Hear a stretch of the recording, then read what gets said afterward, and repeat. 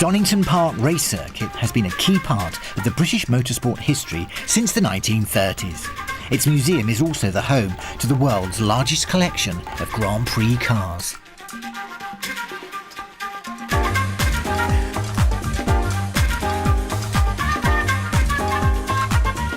There are well over 130 exhibits here in 5 huge, great big halls, including virtually a complete collection of British Vanwalls from the 1950s, an almost perfect collection of Formula One McLaren racing cars from the team's inception onwards, and many other fabulous racing cars driven by iconic stars such as Jackie Stewart, Sterling Moss and Ayrton Senna.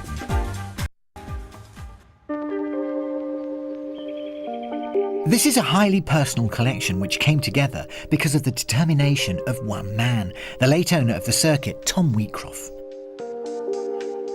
Tom's success as a builder enabled him to buy the circuit and fulfil his dream by setting up the museum. I'm here to speak to his son Kevin, who spent a lot of his early years travelling with his father, tracking down these cars all over the world.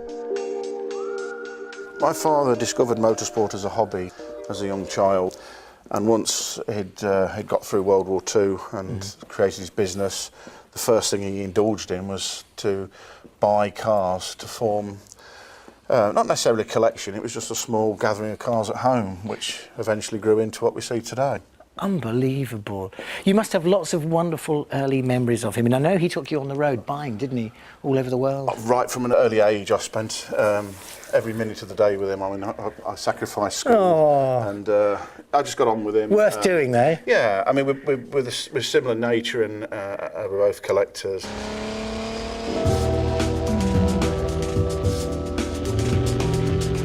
He bought his first Grand Prix car in 1964.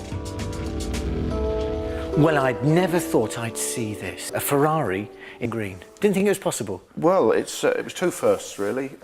This is the car that started the collection.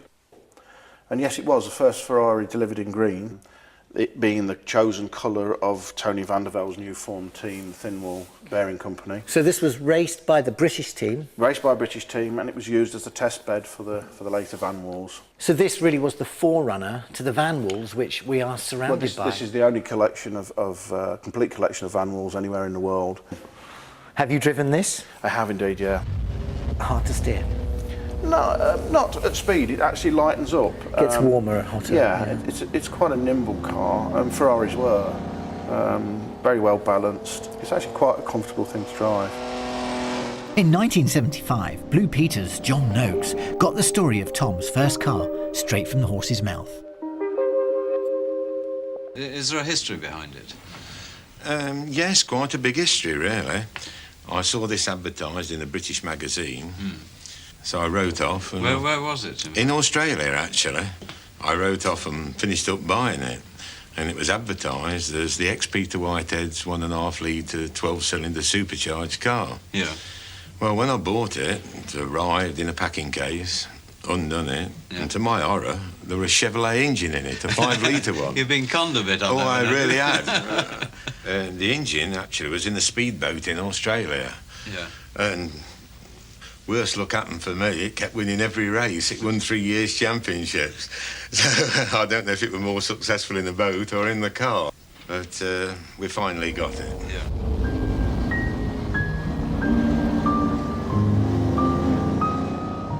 The Italians have always married style with speed. But in the early days, that came with a price. Lovely Maserati. It is, isn't it? 1934. I'd imagine back in the late sort of 30s and 40s, there was a lot of fatalities in racing. It was terrible. I mean, virtually every race there was somebody seriously injured or lost. They're like bombs on wheels surrounded by fuel. They are. You're sitting in the fuel tank, sitting in a bath of fuel with no protection. The helmets and the race overalls of the period offered little or no protection. So it was down to your skill and your luck. I think the earlier the cars, the more personality they've got. They've got a lot of character. What are we looking at here? This started life as a 1940 Auto Union, which was one of the German Silver Arrows. Its career was interrupted with World War II, and it was later, at the end of the war, liberated by the Russians, who completed it in 1947 as a sock hole, so in effect becoming the first and only Russian Formula One car. Wow. This car was actually driven by Joseph Stalin's son, and he was all for trying to get his father to promote a Russian Formula One team and eventually a circuit, but it never really materialised. And how did you get this out of Russia? What was the story? Well, we brought it legitimately, but couldn't get an export licence, so we literally smuggled it out on a coal barge buried in coal. You did, did you? That was the only way we could get it out. And then pick it up from the border? Yes, literally. It was an incredibly advanced machine. Could that outrace anything in its day, do you think? In its day, yes, it would have done. It looks like a rocket on wheels. Yeah.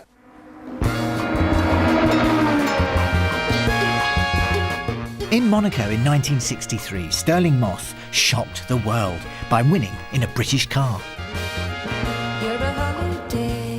Even an extra 30 brake horsepower is no substitute for the skill of Moss.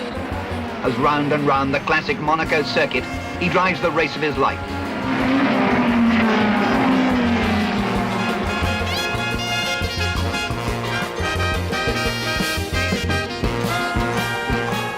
This is a car that stole the crown for Lotus. A little garage-built car could take on the mights of the works Ferraris and beat them. Tiny little firm. Yeah, unbelievable. Probably one of the most legendary of all surviving Lotuses.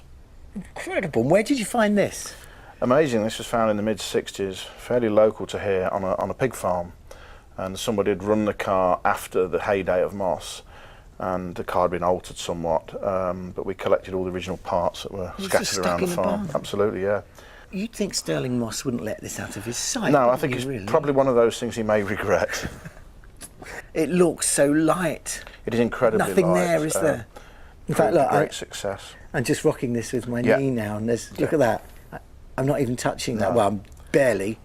Look how light that is. Well, this car goes out once a year and is demonstrated. Oh, I bet it's a thrill, isn't it? Yeah, it is. Doesn't it put a smile on your face? Yeah, it actually sends a shiver up your spine. I mean, you think something so simple can have done something so important nearly 50 years ago.